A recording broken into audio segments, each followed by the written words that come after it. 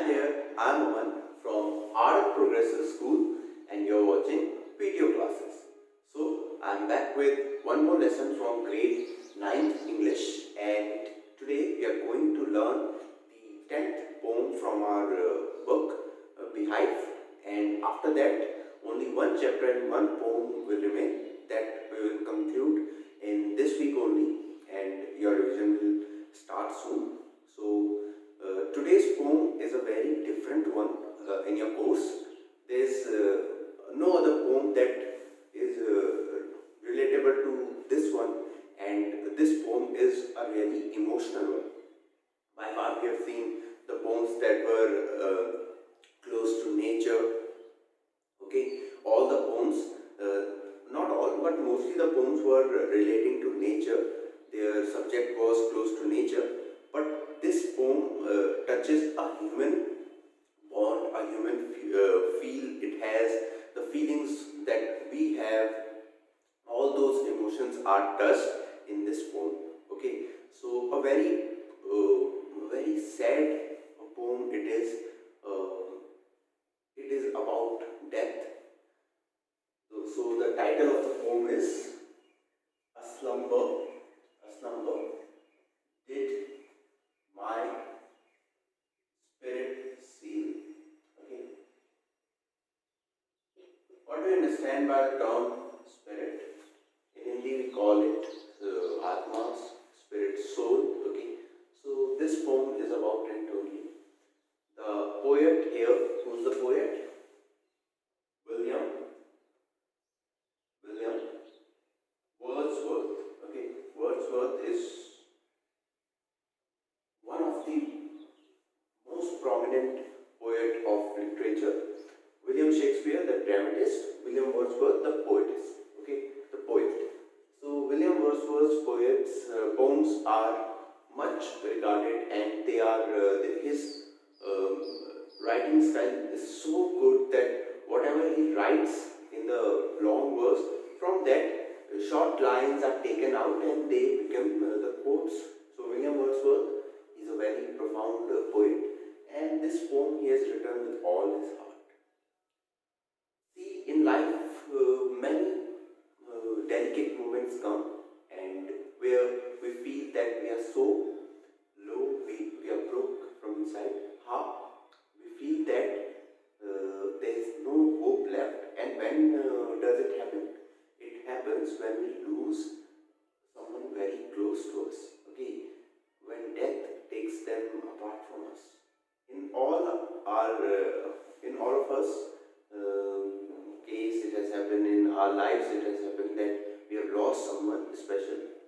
If not a human being, then a pet or someone we were friends with or are close one from a family. So death is there. It is a reality, and after it, we become so lost. We isolate ourselves. So this is a part of life, and here the poet loses his loved one, and he tells us about it. Okay, so this poem is very beautifully composed by William Wordsworth, and it touches one of the saddest part of our life, that is death. And we are going to learn this poem together. So, without wasting much time, let's see what the poet is saying and what the poem holds. So, I'm Aman from Art and Progressive School, and together let's read the poem.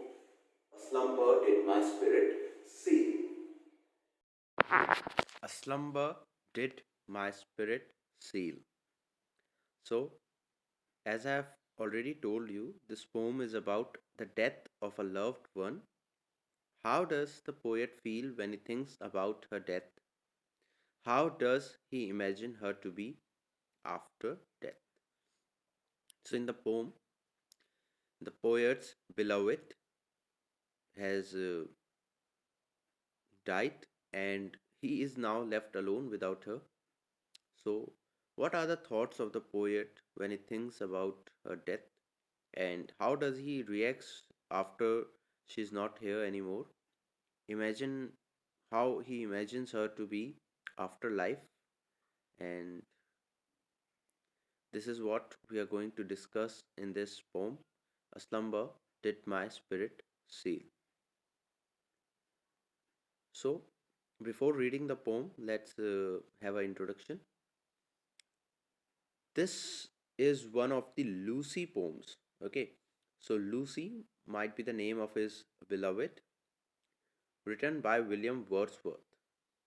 He has written set of poems for his beloved Lucy, and those are called Lucy poems. These poems have been dedicated to his beloved. Beloved, if a girl loves someone, she is called beloved, and the guy is called the lover. The poet refers to death, which is a permanent sleep. Okay, here death is uh, referred as a sleep, as a permanent sleep. The poet did not realize when his beloved Lucy slept forever. Okay, he doesn't realizes that when Lucy slept forever, that is, she died, she had taken her life for granted and realized this hard truth of life after her death. Both poet and his beloved were thinking of life, they were taking it for granted, and then when death took her apart, then only it was realized that what it mattered. So here the poem is. Let's together read it. Okay, we will divide the poem in two parts. Okay, so this poem is about the death of a loved one, as we already know. So let's see. A slumber did my spirit seal. I had no human fears. She seemed a thing that could not feel the touch of earthly years. No motion she has now, no force. She neither hears nor sees, rolled round in earth's diurnal course, with rocks and stones and trees. You can see the poem is divided. I have divided it in two stanzas, but although it was not written as stanza wise, but we can divide it because it is not a free verse. A free verse is where there is no rhyme scheme. Okay, verse don't rhyme, they are just written as it is. But here you can see that first two lines and the third and fourth line, they are rhyming. The first line is rhyming with the third line. The first line's last word is seal, and the third line's last word is feel, so they both are rhyming. The second line's last word is fears, and the fourth line's last word is ears. So this can be taken as one stanza. The other one, see, no motion has she now, no force. Okay, rolled round in earth's diurnal course. Again, the first line of this stanza and the third line. Then she neither hears nor sees. So sees, it is ending with sees, and the fourth line it is ending with trees. So here also the rhyming scheme is same. A B A B and then A B A B. Okay, this is the rhyming scheme of your poem, and we can divide it easily in two stanzas. Now we are going to read the poem, and I am going to explain you the poem stanza wise. Of course, this poem is written by William Wordsworth. Okay. A slumber did my spirit seal. I had no human fears. She seemed a thing that could not feel the touch of earthly years. Slumber, first of all, slumber means sleep. Okay. These words that are there in the video, you have to note them down in your notebooks. Word meanings you have to do. A slumber did my spirit seal. I had no human fears. So, the poet is saying that a sleep took my spirit away. Okay, my spirit, my soul was seized by a slumber, by a sleep. I was in deep sleep, and I had no human fears. When we sleep very silently, very calmly, very patiently, very peacefully, then we have no fears. We don't know what is happening around us, so we are relaxed, we are calm. So the poet was in the same state. He is saying that a slumber did my spirit seal.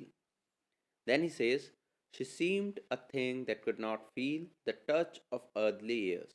Here, earthly years shows that although she is getting older, okay, with the as the time is passing, she is getting aged, but it is not reflected in her body. She is still she still looks so young. So it could not be a reality that she can get old. Okay, so let's see the explanation. The poet's soul had drifted into deep sleep, had did not have any realization of the truth. So the poet's soul had drifted into a deep sleep. He was slept, and he did not have any realization of the truth that his beloved has passed away. This was the truth.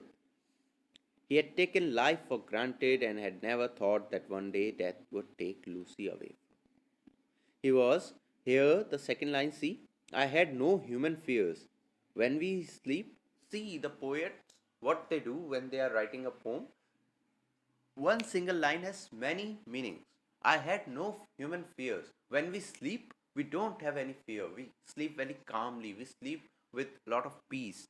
And here the poet used this emotion for himself in other way also. How? That when he was sleeping, he did not had that fear. He did not know that his beloved has passed away. So the fear he was not aware of, and that slumber, his sleep, he's cursing himself that I was in such deep sleep that I could not realize that what has happened around me. The biggest fear of my life has come into reality. Okay, although he didn't fear it, he was taking life as granted, but it is the biggest fear, death. What can be more bad than a death? That too of your loved one. Okay, so here the poet says this thing. He had taken life for granted and had never thought that one day death would take Lucy away from him. When she was taken away, he could not bear the loss. When she died, he could not come into the could not digest it that he has to live alone now. He has to live away from Lucy now. Okay, so this was the first stanza, how the poet beautifully explained that he was sleeping very calmly and he was not knowing the reality. He had no realization that what has happened around him, that one day the thing has happened, Lucy is gone, death has uh, taken the better of his beloved. Okay, so this has happened, and the poet is broke.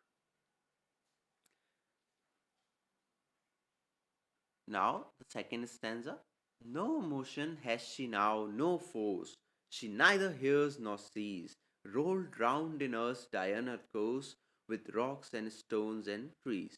Okay, so no motion. Now, poet, earlier he was saying that what happened when um, he was sleeping, and now he's telling us that when now he's awoke, he is realizing that what has happened, and afterwards, after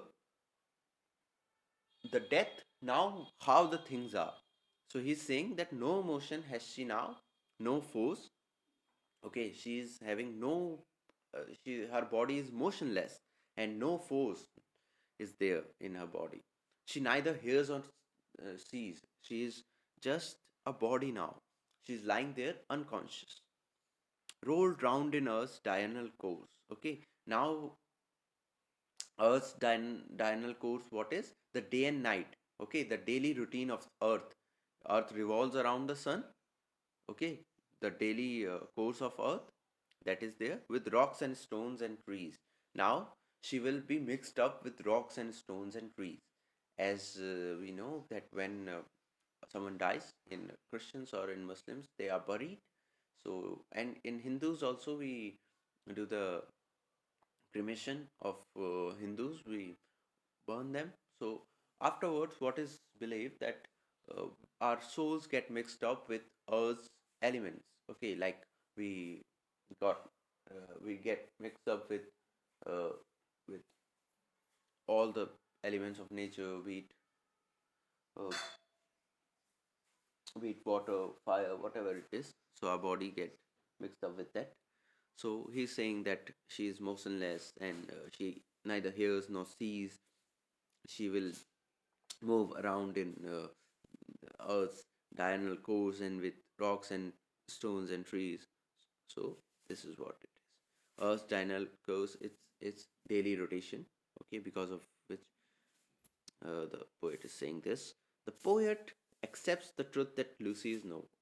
Now he has to accept the reality, what has happened with him. Earlier he was in a mode of denial that no, death is not there. My Lucy is so ageless.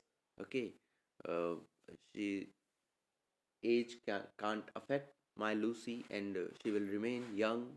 She will not die. She will not have any effect to her health. But the poet accepts that now she is no more.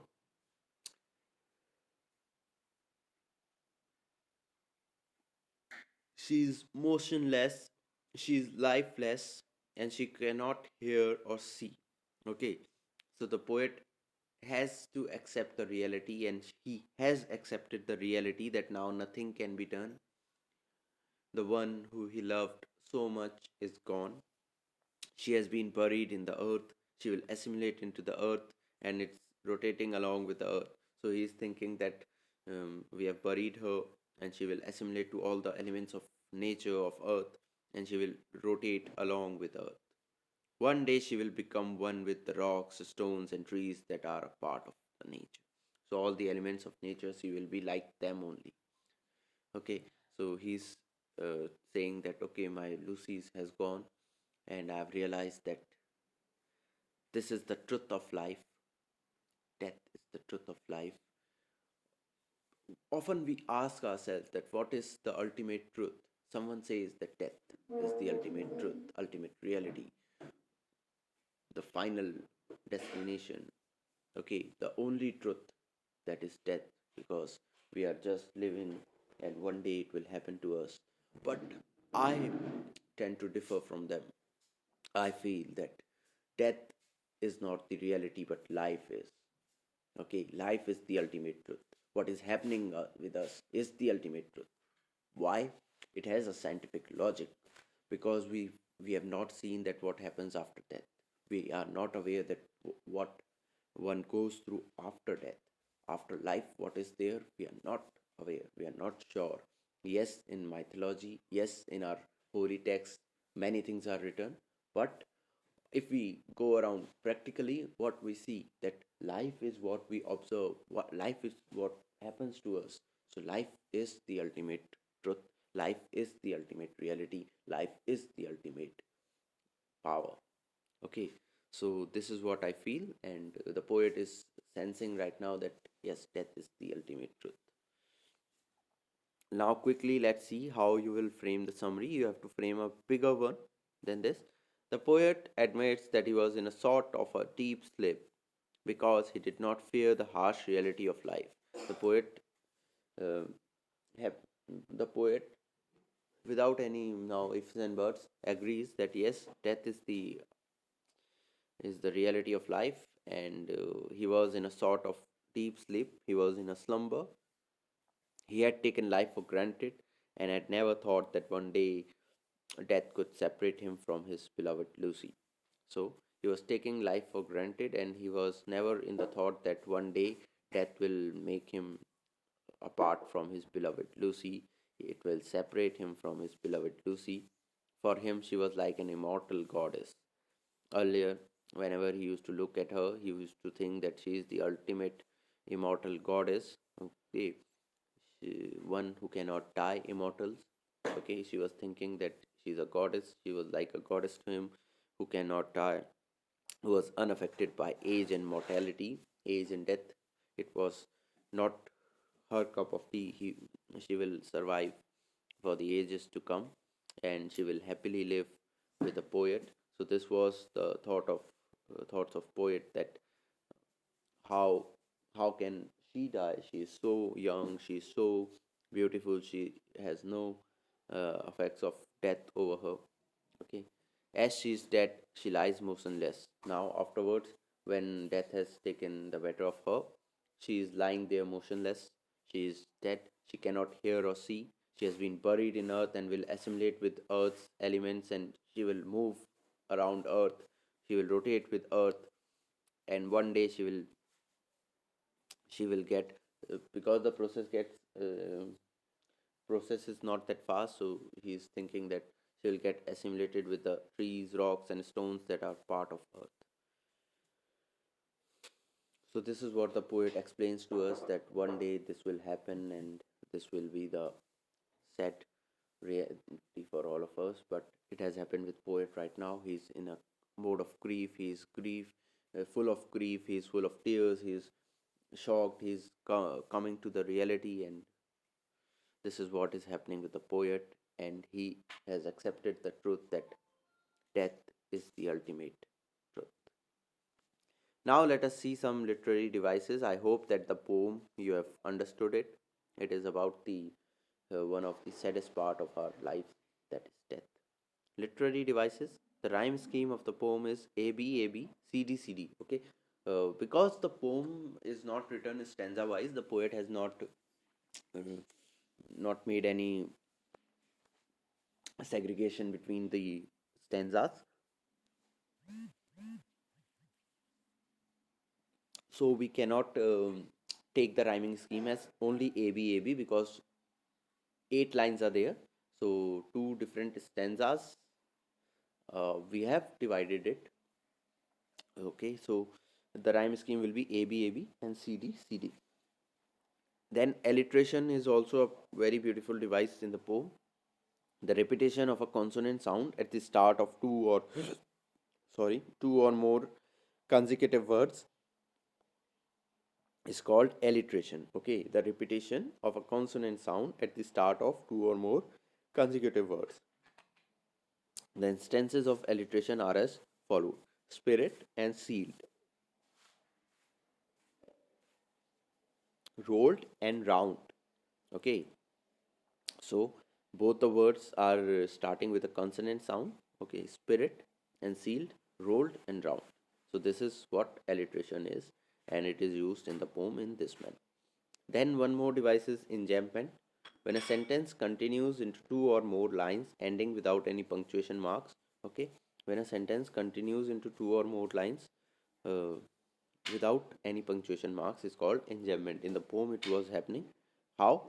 See, the instances of enjambment are as follows: she seemed a thing that could not feel the touch of earthly years. Okay, so she seemed a thing that could not feel the touch of earthly years. Here, no punctuation mark is used. Rolled round in earth's diurnal course with rocks and stones and trees. Okay, after course, nothing is put there. So this is what enjambment is, and this is used by the poet in the poem. So here the poem concludes. I have explained you the summary also a little bit. I've told you you can make a very good summary. You will make one big summary for you. This is how we have completed the 10th poem, and now only one chapter, If I Were You, is remaining. And I think this was the last poem. I'm not sure. I've not gone through the contents again. And I feel that yes, there are no more poems in your book. The 10 stories, the 11th one, If I Were You, it is a very interesting, a very uh, suspense based story. If I were you, अगर मैं तुम होता तो क्या करता. Okay, so this is a very interesting story. We are going to read it in the next video, in the next lecture, and till that time you have to complete the poem, the work of poem. You have to write the summary, you have to write the question answers that I am going to provide you, and you are going to do the word meanings also.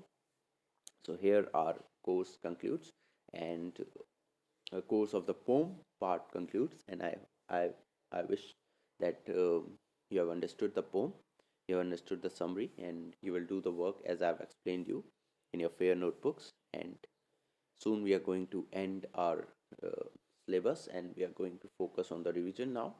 I'm going to take your test also. Your test will be taken soon after the, the course gets over. Revision videos will be sent, and after that, the test will also take place. So, I am Aman from Ardent Progressive School. You were watching video classes. Thank you so much for watching the lecture.